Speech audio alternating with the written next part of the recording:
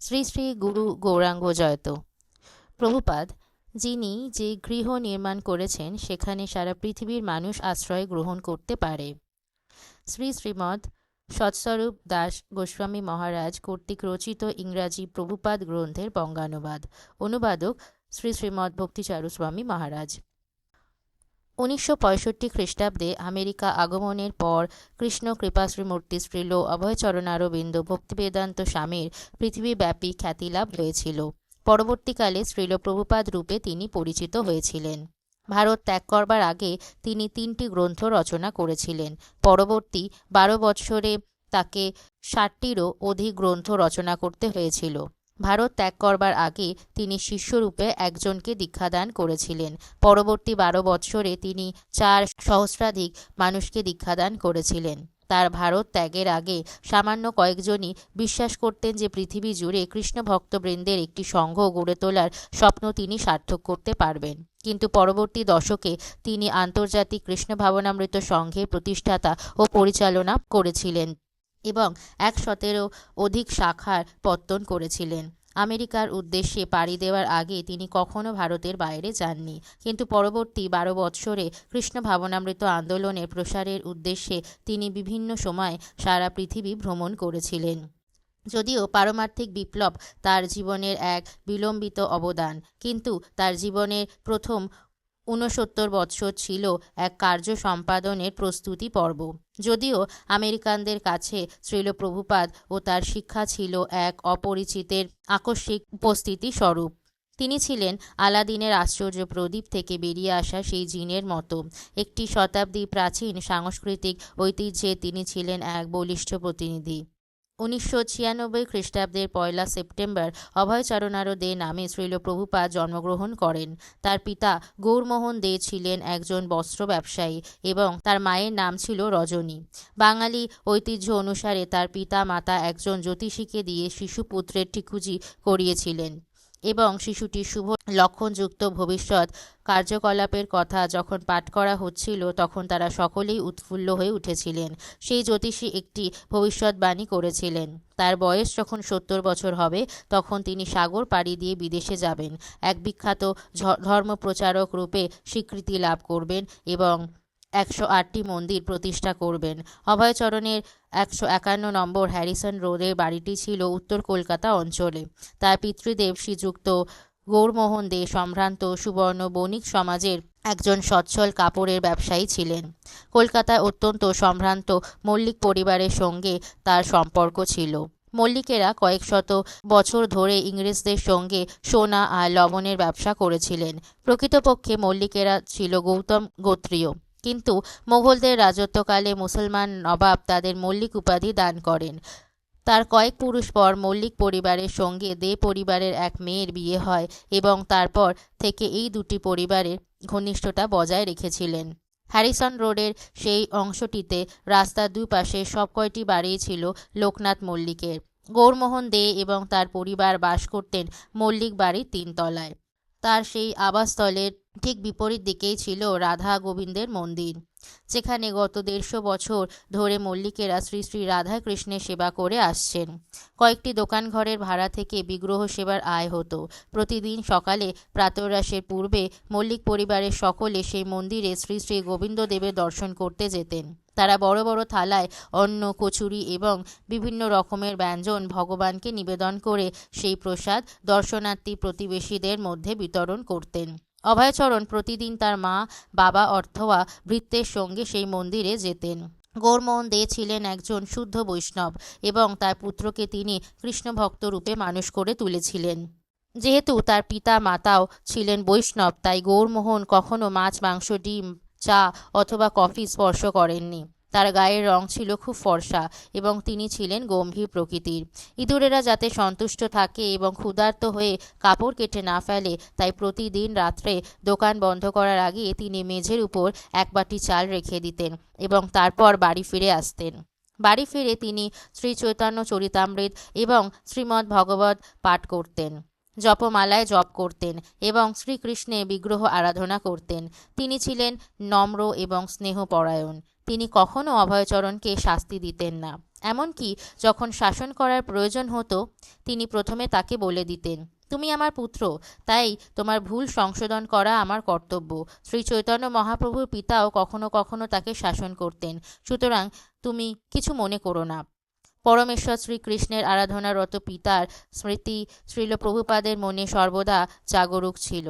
তিনি স্মৃতিচারণ করতেন কেমন করে তার পিতা অনেক রাত্রে কাপড়ের দোকান থেকে বাড়ি ফিরে এসে পরম বিশ্বাসের সঙ্গে পরমেশ্বর ভগবান শ্রীকৃষ্ণের আরাধনা করতেন। শ্রীল প্রভুপাদ স্মৃতিচারণ করেছিলেন, আমরা ঘুমিয়ে থাকতাম আর পিতৃদেব সেই সময় আরতি করতেন। আমরা সেই আরতির সুমধুর ডিং ডিং ডিং ঘণ্টা ধ্বনি শুনে জেগে উঠে দেখতাম তিনি পরমেশ্বর ভগবান শ্রীকৃষ্ণের সম্মুখে দণ্ডবত হয়ে প্রণাম করছেন। গৌরমোহন চেয়েছিলেন তার পুত্র যেন বৈষ্ণব হয়। তিনি চেয়েছিলেন অভয়চরণ যেন রাধারানীর সেবক হয়, ভগবতের প্রচারক হয় এবং মৃদঙ্গ বাজাতে শেখে। তার বাড়িতে তিনি প্রায়ই সাধুদের নিমন্ত্রণ করতেন এবং তাদের বলতেন, দয়া করে আমার পুত্রকে আশীর্বাদ করুন, যাতে শ্রীমতী রাধারানী তার প্রতি প্রসন্ন হন এবং তাকে আশীর্বাদ করেন। একদিন যখন অভয়চরণের মা বলছিলেন যে তার ইচ্ছা অভয় যেন বড় হয়ে ব্যারিস্টার হয়, যার অর্থ হচ্ছে তাকে পড়াশোনা করতে বিলাত যেতে হবে, তখন তার এক মামা মনে করেছিলেন সেটি খুব ভালো পরিকল্পনা, কিন্তু গৌরমোহন তাতে রাজি হননি। অভয় যদি বিলেতে যায় তাহলে সে ইউরোপিয়ান বেশভূষা এবং মেয়েদের সঙ্গে মেলামেশা করতে শিখবে। গৌরমোহন এর প্রতিবাদ করে বলেছিলেন, তার টাকায় আমার প্রয়োজন নেই। অভয়চরণের জীবনের প্রথম থেকেই গৌরমোহন তার পরিকল্পনা করে রেখেছিলেন।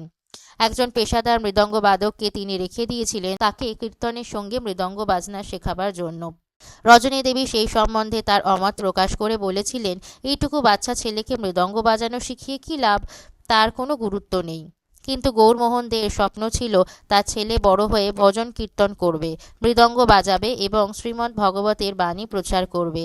অভয়চরণের জন্মের সময় তার মা রজনী দেবীর বয়স ছিল 30 বছর। তার স্বামীর মতো তিনিও ছিলেন বর্ধিষ্ণু গৌড়ীয় বৈষ্ণব পরিবারের কন্যা। তার গায়ের রং গৌরমোহনদের মতো অতটা ফর্সা ছিল না, আর তিনি গৌরমোহনের মতো শান্তশিষ্ট ছিলেন না। অভয়চরণ তার মা বাবাকে সুখে শান্তিতে বসবাস করতে দেখেছিলেন। তাদের পারিবারিক জীবনে তেমন কোনো অশান্তি ছিল না। রজনী দেবী ছিলেন অত্যন্ত প্রতিব্রতা এবং ধর্মপরায়ণা স্ত্রী, এবং আদর্শ বৈদিক নীতি অনুসারে তিনি সম্পূর্ণভাবে তার পতি এবং পুত্র কন্যাদের সেবায় সর্বতোভাবে মগ্ন ছিলেন। অভয়চরণ দেখতেন তার মা কীরকম সরলতা সহকারে সকলের মঙ্গলের জন্য প্রার্থনা করতেন, পূজা পার্বণ অনুষ্ঠান করতেন এবং তার মনে তা গভীরভাবে দাগ কেটেছিল। গৌরমোহনদের মতো রজনী দেবীও অভয়চরণকে তাদের আদরের দুলালের মতো পালন করতেন, কিন্তু যেখানে তার স্বামী কোমলতা এবং তার পুত্রের পারমার্থিক জীবনের প্রগতির পরিকল্পনার মাধ্যমে তার বাৎসল্য প্রেম প্রকাশ করতেন, সেখানে তিনি অভয়কে সব রকমের বিপদ থেকে, রোগ থেকে এবং মৃত্যু ভয় থেকে রক্ষা করার প্রচেষ্টার মাধ্যমে তার বাৎসল্য প্রেম প্রকাশ করতেন।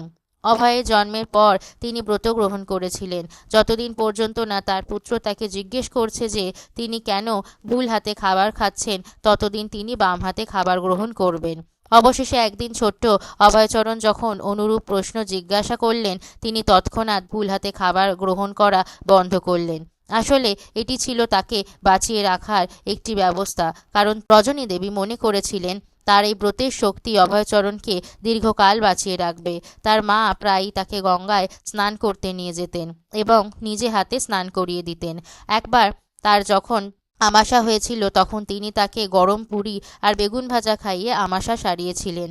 যখনই অভয়ের কোনো রকম অসুস্থতা দেখা দিত তখন অভয় কোনো রকম ওষুধ খেতে অনীহা প্রকাশ করতেন, কিন্তু অভয়ের জেদ সত্ত্বেও রজনী দেবী জোর করে তার মুখে ওষুধ ঢেলে দিতেন।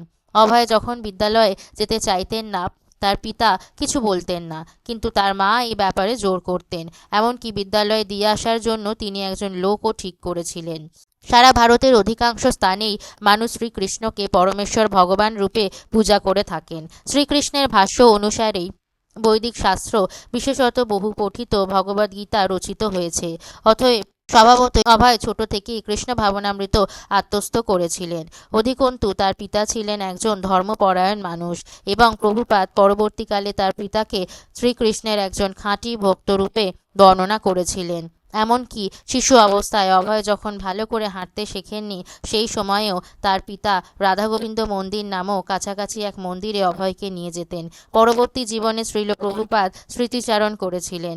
রাধাগোবিন্দ মন্দিরের দরজার কাছে দাঁড়িয়ে ঘণ্টাখানেক রাধাগোবিন্দ বিগ্রহকে প্রার্থনা নিবেদন করতেন। কমল নয়নের বিগ্রহ ছিল অত্যন্ত সুন্দর।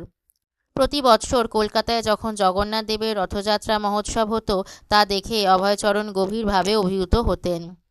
কলকাতার সবচাইতে বড় রথযাত্রা ছিল মল্লিকদের রথযাত্রা। তাতে জগন্নাথ, বলদেব এবং সুভদ্রাকে নিয়ে 3টি রথ বের হতো। রাধা গোবিন্দ মন্দির থেকে এই রথযাত্রা শুরু হতো এবং হ্যারিসন রোড দিয়ে কিছুটা এগিয়ে তারপর আবার ফিরে আসত। সেদিন মন্দির কর্তৃপক্ষ জনসাধারণকে প্রচুর পরিমাণে শ্রী শ্রী জগন্নাথ দেবের প্রসাদ বিতরণ করতেন। সারা ভারতের সব কয়টি বড় বড় শহরেই রথযাত্রা মহোৎসব অনুষ্ঠিত হয়, কিন্তু কলকাতার 300 মাইল দক্ষিণে উড়িষ্যার জগন্নাথপুরীর রথযাত্রা, সেটি হচ্ছে আদি রথযাত্রা এবং সেখানে প্রতি বছর লক্ষ লক্ষ মানুষের সমাগম হয়। শ্রীকৃষ্ণের এক অপ্রাকৃত লীলাকে কেন্দ্র করে গত শত শত বছর ধরে জগন্নাথ পুরীতে 3টি 45 ফুট উঁচু রথে জগন্নাথ, বলদেব এবং সুভদ্রাকে নিয়ে হাজার হাজার মানুষ 2 মাইল দীর্ঘ পথ অতিক্রম করে রথকে গুন্ডিচা মন্দিরে নিয়ে যায়। অভয়চরণ শুনেছিলেন 400 বছর আগে কিভাবে শ্রী চৈতন্য মহাপ্রভু পুরীর রথযাত্রা মহোৎসবে তার পার্ষদদের নিয়ে কীর্তন করে নৃত্য করতেন। তিনি মাঝে মাঝে রেলওয়ে টাইম টেবিল দেখতেন অথবা লোককে জিজ্ঞাসা করতেন বৃন্দাবন এবং পুরী যাওয়ার ভাড়া কত। তিনি ভাবতেন যে সেই টাকা জোগাড় করে তিনি সেখানে যাবেন। অভয়চরণ চাইতেন যে তিনি রথ তৈরি করে রথযাত্রা মহোৎসব অনুষ্ঠান করবেন এবং সেই জন্য তিনি পিতার সাহায্য প্রার্থনা করেছিলেন। গৌরমোহন তাকে 3 ফুট উঁচু একটি ব্যবহৃত রথ এনে দেন। পিতা পুত্র মিলিতভাবে 16টি কাঠের থাম তাতে জুড়ে দেন এবং তার উপরে একটি চাঁদোয়া লাগিয়ে দেন। সেটি দেখতে তখন প্রায় জগন্নাথপুরীর রথের মতোই দেখাচ্ছিল। অভয় তার খেলার সাথীদের তাকে সাহায্য করতে অনুপ্রাণিত করেছিলেন, বিশেষ করে তার বোন ভবতারিণীকে, এবং স্বাভাবিকভাবেই তিনি ছিলেন তার বন্ধুদের নেতা। তার আবেদনে প্রতিবেশী মহিলারা রথযাত্রা মহোৎসবে প্রসাদ বিতরণের জন্য নানা রকম উপাদেয় সমস্ত খাদ্য প্রস্তুত করতে সম্মত হয়েছিল। পুরীর রথযাত্রার মতো অভয়চরণের রথযাত্রা অনুষ্ঠানও 8 দিন ধরে অনুষ্ঠিত হয়েছিল। তার পরিবারের সদস্যরা এবং প্রতিবেশী ছেলে মেয়েরা সকলে সেই শোভাযাত্রায় যোগ দিয়েছিল, রথের দড়ি ধরে টেনেছিল, করতাল এবং মৃদঙ্গ বাজিয়েছিল এবং সংকীর্তন করেছিল। অভয়চরণের বয়স যখন 6 বছর, তখন তিনি তার পিতার কাছে পূজা করার জন্য ভগবানের শ্রী বিগ্রহ চেয়েছিলেন। ছোটবেলা থেকেই তিনি তার পিতাকে বাড়িতে পূজা করতে দেখেছিলেন আর নিয়মিতভাবে রাধাগোবিন্দের মন্দিরে পূজা দর্শন করেছিলেন। তখন তার মনে হতো, কবে আমি এইভাবে রাধাকৃষ্ণের পুজো করতে সক্ষম হব। তার অনুরোধে তার পিতা ছোট রাধা কৃষ্ণের যুগল মূর্তি তাকে কিনে দেন এবং তখন থেকে তিনি রাধাকৃষ্ণের পূজা শুরু করেন। তিনি যা খেতেন সবার আগে তার রাধাকৃষ্ণকে নিবেদন করতেন এবং তার পিতা ও রাধা গোবিন্দ মন্দিরের পূজারীর অনুকরণে ধূপ দীপ সহকারে সেই শ্রী বিগ্রহের আরতি করতেন এবং রাত্রিবেলা তাদের শয়ন করাতেন। 60-এর দশকের শেষ দিকে শ্রীল প্রভুপাদ যখন আমেরিকার বিভিন্ন নগরীতে রথযাত্রা মহোৎসবের প্রচলন করেন এবং তার ইস্কনের মন্দিরগুলিতে যখন রাধাকৃষ্ণ বিগ্রহের প্রতিষ্ঠা করেন, তখন তিনি বলেছিলেন যে সেই সমস্ত কিছুই তিনি তার পিতার কাছ থেকে শিখেছিলেন।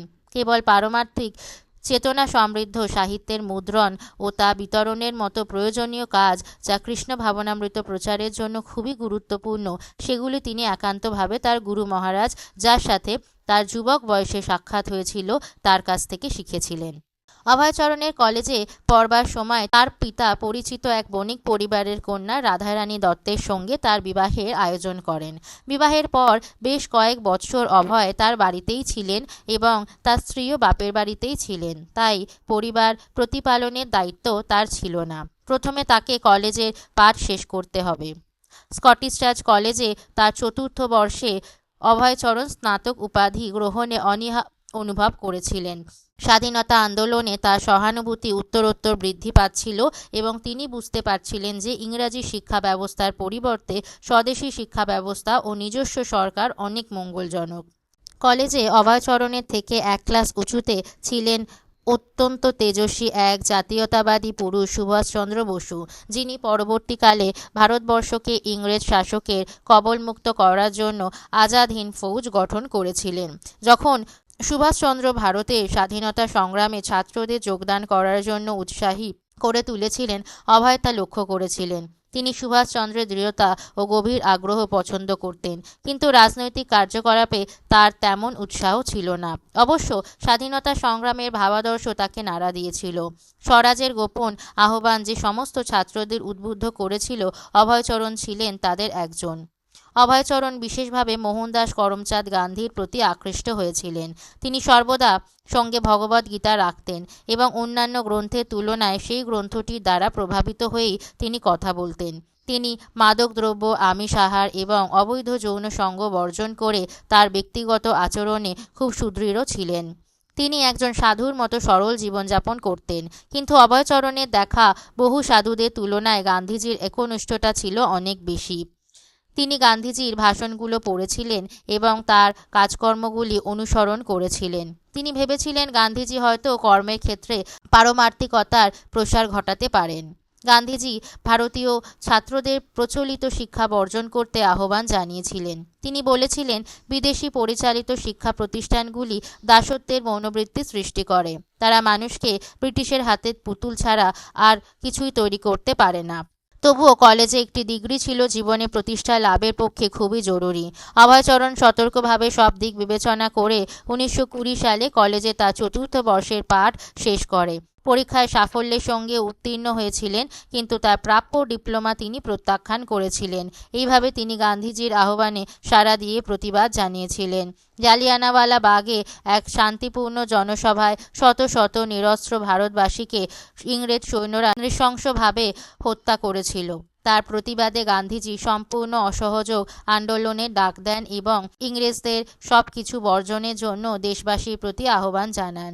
অভয়চরণ তার ডিগ্রি প্রত্যাখ্যানের মধ্যে দিয়ে গান্ধীজির স্বাধীনতা আন্দোলনের সঙ্গে নিজেকে জড়িয়েছিলেন। তার পিতা সেই জন্য অসন্তুষ্ট হলেও তিনি পুত্রের কাজকর্মে বিরক্ত প্রকাশ করেননি। ভারতীয় রাজনীতির ভবিষ্যতের থেকে তিনি পুত্রের ভবিষ্যতের বিষয়ে অধিক চিন্তিত ছিলেন। সেই জন্য তিনি তার একজন ঘনিষ্ঠ হিতাকাঙ্ক্ষী ডক্টর কার্তিক চন্দ্র বসুর সহায়তায় তার জন্য একটি ভালো চাকরির ব্যবস্থা করেন। ডাক্তার বসু ছিলেন একজন লব্ধপ্রতিষ্ঠ শল্য চিকিৎসক এবং কলকাতায় বসু গবেষণাগার ছিল তার রাসায়নিক শিল্প প্রতিষ্ঠান। তিনি আনন্দের সঙ্গে অভয়চরণকে সেই প্রতিষ্ঠানের বিভাগীয় ম্যানেজারের পদে অভিষিক্ত করেন। সারা জীবন ধরেই শ্রীল প্রভুপাদ 1922 সালে তার গুরু মহারাজ শ্রীল ভক্তি সিদ্ধান্ত সরস্বতী ঠাকুরের সঙ্গে প্রথম সাক্ষাৎকারের কথা স্মরণ করতেন। প্রথম দিকে তিনি তার পিতার কাছে আসা তথাকথিত সাধুদের দ্বারা প্রভাবিত হয়ে শ্রীল ভক্তি সিদ্ধান্ত সরস্বতী ঠাকুরের সঙ্গে সাক্ষাৎ করতে চাননি, কিন্তু তার একজন বন্ধুর উৎসাহে তিনি গৌড়ীয় মঠের দোতলার ছাদে ভক্তি সিদ্ধান্ত সরস্বতী ঠাকুরের সঙ্গে দেখা করতে চান। তারা যখন সেই সম্ভ্রান্ত দর্শন সন্ন্যাসীকে প্রণতি নিবেদন করে উঠে বসতে যাচ্ছিলেন, তখন তিনি কোনো রকম ভূমিকার অবতারণা না করেই তাদের বললেন, তোমরা শিক্ষিত যুবক, তোমরা কেন সারা পৃথিবী জুড়ে শ্রী চৈতন্য মহাপ্রভুর বাণী প্রচার করছো না? এই সন্ন্যাসীকে প্রথম সাক্ষাতেই মহাপ্রভুর বাণী প্রচারের কথা বলতে শুনে অভয়চরণ খুব বিস্মিত হয়েছিলেন। ভক্তি সিদ্ধান্ত সরস্বতী ঠাকুরের দ্বারা প্রভাবিত হয়ে তিনি কয়েকটি বুদ্ধিদীপ্ত প্রশ্নের দ্বারা তাকে পরীক্ষা করতে চেয়েছিলেন। অভয়চরণের পরনে ছিল খদ্দরের ধুতি, যা তৎকালীন ভারতে গান্ধীজির রাজনৈতিক মতবাদ সমর্থনের একটি চিহ্ন হিসাবেই পরিগণিত হতো। ভারতীয় জাতীয়তাবাদ চেতনায় উদ্বুদ্ধ অভয়চরণ প্রথমেই তাকে প্রশ্ন করেছিলেন, আপনার চৈতন্য মহাপ্রভুর বাণী কে শুনবে? আমরা একটি পরনির্ভর দেশের অধিবাসী। প্রথমে ভারতবর্ষকে স্বাধীন হতে হবে, তা না হলে ব্রিটিশ শাসনের অধীনে আপনি কিভাবে ভারতীয় সংস্কৃতির প্রসার করবেন? শ্রীল ভক্তি সিদ্ধান্ত সরস্বতী ঠাকুর উত্তর দিয়েছিলেন যে কৃষ্ণ ভাবনামৃত ভারতীয় রাজনীতির পরিবর্তনের জন্য অপেক্ষা করে থাকতে পারে না, আর তা কোনো শাসকের উপর নির্ভরশীল নয়। কৃষ্ণ ভাবনামৃত এতই গুরুত্বপূর্ণ যে তা প্রতীক্ষা করতে পারে না। অভয়চরণ তার বলিষ্ঠতা দেখে স্তম্ভিত হয়ে গিয়েছিলেন। সারা ভারতবর্ষ তখন আন্দোলন মুখর এবং তিনি সেই সাধুটিকে যা বলেছিলেন সারা ভারতবর্ষই তখন সেই মত পোষণ করত। বাংলাদেশের অনেক বড় নেতা, অনেক সাধু, এমনকি স্বয়ং গান্ধীজি এবং অনেক শিক্ষিত পারমার্থিক মনোভাবাপন্ন ব্যক্তিও এই সাধুটির মতামতের প্রাসঙ্গিকতা সম্পর্কে এই প্রশ্নে তুলতে পারতেন বলে তার মনে হয়েছিল। কিন্তু ভক্তি সিদ্ধান্ত সরস্বতী আরও বুঝিয়েছিলেন, সমস্ত সরকারই হচ্ছে অস্থায়ী। কৃষ্ণ ভাবনামৃত চিরন্তন সত্য এবং চিন্ময় আত্মাই হচ্ছে প্রকৃত আমি। মানুষের সৃষ্ট কোনো রাজনৈতিক ব্যবস্থায় মানবতার উপযুক্ত হতে পারে না। এটি হচ্ছে বৈদিক শাস্ত্রের নিষ্পত্তি এবং পারমার্থিক গুরুদের পথ। তিনি বলেছিলেন, ব্যক্তিগত, সামাজিক অথবা রাজনৈতিক কল্যাণ তখনই সাধিত হয় যখন পরমেশ্বর ভগবানের সঙ্গে জীবের নিত্য সম্পর্কের পুনঃপ্রতিষ্ঠা করার সাহায্য করে জীবকে পারমার্থিক পথে এগিয়ে নিয়ে যাওয়া হয়। অভয়চরণ আগেই বুঝতে পেরেছিলেন যে তিনি সেই রকম তথাকথিত কোনো সাধু নন এবং তিনি শ্রীল ভক্তি সিদ্ধান্ত সরস্বতীর কথাগুলির মর্ম উপলব্ধি করতে পেরেছিলেন। তিনি ভগবদ্গীতা থেকে শ্লোকের উদ্ধৃতি দিয়েছিলেন, যেখানে পরমেশ্বর ভগবান শ্রীকৃষ্ণ সব রকমের ধর্ম পরিত্যাগ করে কেবল তার শরণাগত হতে উপদেশ দিয়েছেন। সর্বধর্মান পরিত্যাজ্য মামেকং শরণং ব্রজ। অভয়চরণ কখনো শ্রীমদ্ ভগবদ্গীতায় শ্রীকৃষ্ণের দেওয়া শিক্ষা ভুলে যাননি। তার পরিবার সর্বদাই শ্রী চৈতন্য মহাপ্রভুর আরাধনা করে এসেছেন, যার বাণী শ্রীল ভক্তি সিদ্ধান্ত সরস্বতী ঠাকুর প্রচার করেছিলেন। কিন্তু পূর্বে তিনি কখনো এইভাবে কাউকে বৈষ্ণব দর্শন বিশ্লেষণ করতে শোনেননি। অভয়চরণ বিতর্কে পরাজয় বরণ করেছিলেন, কিন্তু তা তার ভালো লেগেছিল। 2 ঘন্টার পর যখন আলোচনা সম্পূর্ণ হয়েছিল, তখন তিনি তার বন্ধু সিঁড়ি দিয়ে নিচে নেমে রাস্তায় এসেছিলেন। শ্রীল ভক্তি সিদ্ধান্ত সরস্বতী ঠাকুর স্বাধীনতা আন্দোলনকে যে ক্ষণস্থায়ী এবং অসম্পূর্ণ বলে বিশ্লেষণ করেছিলেন, তা তার মনের মধ্যে গভীরভাবে দাগ কেটেছিল। তার জাতীয়তাবোধ ক্ষীণ হয়ে এলো এবং সর্বান্তকরণে তিনি নিজেকে শ্রীল ভক্তি সিদ্ধান্ত সরস্বতী ঠাকুরের অনুগামী রূপে অনুভব করতে লাগলেন। তিনি আরও মনে করেছিলেন, তিনি বিবাহিত না হলে আরও অনেক ভালো হতো। এই মহাপুরুষ তাকে ভগবানের বাণী প্রচার করতে বলেছিলেন। তিনি তৎক্ষণাৎ তার সঙ্গে যোগ দিতে পারতেন, কিন্তু তিনি এখন বিবাহিত এবং এই মুহূর্তে তার পরিবার পরিত্যাগ করার ন্যায়সঙ্গত হবে না। অভয় তার বন্ধুকে বলেছিলেন, তিনি এক অপূর্ব পুরুষ। শ্রী চৈতন্য মহাপ্রভুর বাণী প্রচারে ভার এখন এক অত্যন্ত সুদক্ষ মানুষ গ্রহণ করেছে। শ্রীল প্রভুপাদ সেই রাত্রেই শ্রীল ভক্তি সিদ্ধান্ত সরস্বতী ঠাকুরকে তার গুরুরূপে বরণ করে নিয়েছিলেন। প্রভুপাদ বলেছিলেন, আনুষ্ঠানিকভাবে নয়, কিন্তু আমার অন্তরে আমি তার শিষ্যত্ব বরণ করে নিয়েছিলাম। আমি বুঝতে পেরেছিলাম যে আমি এক যথার্থ মহাপুরুষের সান্নিধ্যে এসেছি। শ্রীল ভক্তি সিদ্ধান্ত সরস্বতী ঠাকুরের সঙ্গে প্রথম সাক্ষাতের পর অভয়চরণ গৌড়ীয় মঠের ভক্তদের সঙ্গে মেলামেশা করতে শুরু করেন। তারা তাকে পড়বার জন্য গ্রন্থ দিয়েছিলেন এবং তাদের গুরুদেবের সম্পর্কে অনেক কথা বলেছিলেন। শ্রীল ভক্তি সিদ্ধান্ত সরস্বতী ছিলেন শ্রী চৈতন্য মহাপ্রভুর ধারায় এক মহান বৈষ্ণব আচার্য শ্রীল ভক্তিবিনোদ ঠাকুরের সন্তান। ভক্তিবিনোদ ঠাকুরের পূর্বে শ্রী চৈতন্য মহাপ্রভুর শিক্ষা, চৈতন্য মহাপ্রভুর অনুগামী হওয়ার ভানকারী কতগুলো মূর্খ প্রতারকের অবিধিপূর্বক কার্যকলাপের প্রভাবে প্রায় আচ্ছাদিত হয়ে পড়েছিল। তাদের যথেচ্ছাচারের ফলে বৈষ্ণব ধর্মের মহিমা লুপ্ত হয়েছিল। ভক্তিবিনোদ ঠাকুর ছিলেন উচ্চপদস্থ রাজকর্মচারী। তার দৃপ্ত লেখনীর মাধ্যমে বৈষ্ণব ধর্মের মহিমা পুনঃপ্রতিষ্ঠিত হয়েছিল। তিনি প্রচার করেছিলেন যে শ্রী চৈতন্য মহাপ্রভুর শিক্ষা হচ্ছে সবচাইতে উন্নত স্তরের ভগবত তত্ত্ববিজ্ঞান এবং তা কোনো বিশেষ গোষ্ঠী, ধর্ম বা জাতির জন্য নয়, তা সমগ্র বিশ্বের সমস্ত মানুষের জন্য। তিনি ভবিষ্যৎবাণী করেছিলেন যে শ্রী চৈতন্য মহাপ্রভুর শিক্ষা সমস্ত পৃথিবী জুড়ে প্রচারিত হবে এবং আকুলভাবে তিনি সেই দিনে প্রতীক্ষা করছিলেন।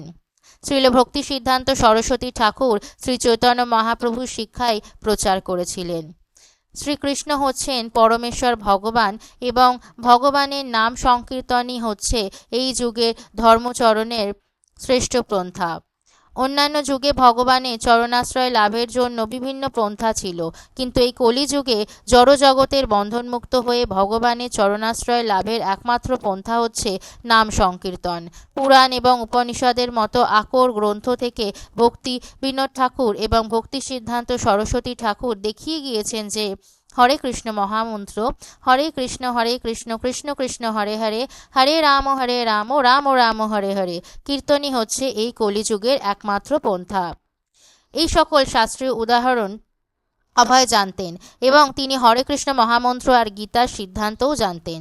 কিন্তু এখন তিনি গভীর আগ্রহের সঙ্গে সেই সমস্ত মহান আচার্যদের লেখা পড়তে লাগলেন এবং শ্রী চৈতন্য মহাপ্রভুর প্রদর্শিত পন্থায় অপরিসীম সম্ভাবনা সম্বন্ধে নতুন উপলব্ধি লাভ করেন। তিনি তার বৈষ্ণব ঐতিহ্যের মাহাত্ম্য হৃদয়ঙ্গম করলেন এবং বুঝতে পারলেন যে এই বৈষ্ণব ধর্মের প্রচারের মাধ্যমেই এই অতি দুর্দশাগ্রস্ত যুগের মানুষদের সর্বশ্রেষ্ঠ মঙ্গল সাধিত হবে। 1932 সালে অভয়চরণকে সপরিবারে ব্যবসার কাজে এলাহাবাদে যেতে হয় এবং সেখানে তিনি ভক্তিসিদ্ধান্ত সরস্বতী ঠাকুরের শিষ্যত্ব গ্রহণ করেন। ভারতবর্ষে তার জীবনের পরবর্তী 30 বছরের কাহিনী হচ্ছে গুরু মহারাজের আদেশ শিরোধার্য করে এককভাবে বিশ্বব্যাপী কৃষ্ণ ভাবনামৃত প্রচারের চেষ্টা করার কাহিনী। অভয়চরণের পারিবারিক দায়িত্ব এবং কৃষ্ণ ভাবনামৃত প্রচারের দায়িত্ব ছিল পরস্পর বিরোধী। তার স্ত্রী নিজের বাড়িতে আধ্যাত্ম ভাবাপন্ন হলেও কৃষ্ণ ভাবনামৃত প্রচারের ব্যাপারটি পছন্দ করতেন না।